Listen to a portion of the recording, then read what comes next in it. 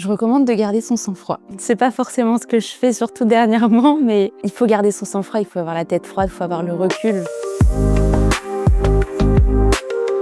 Alors, je m'appelle Nisrine, je travaille chez Zenica, je suis développeur full stack et ça fait 7 ans que je suis dans le milieu de la tech.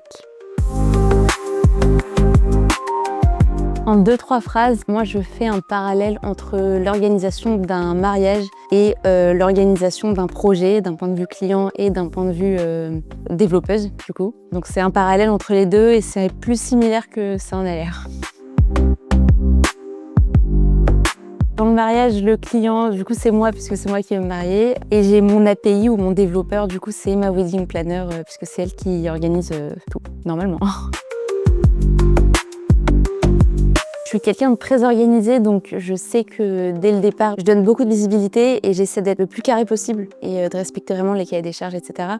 Ça m'a juste fait me dire qu'il faut que ma communication soit aussi carrée que mon build de projet, quoi. Il faut que je sois faut pas du tout être opaque quand on construit quelque chose parce que c'est la personne qui paye pour cette construction. Donc il faut être capable justement de faire des comptes rendus, de donner l'état d'avancement. C'est ce point-là que j'enlève le plus.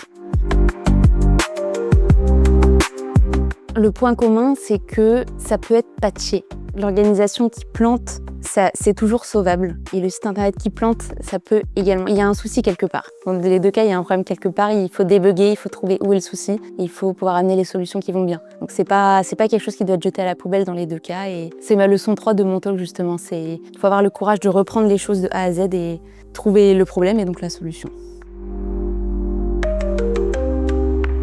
Je recommande de garder son sang-froid.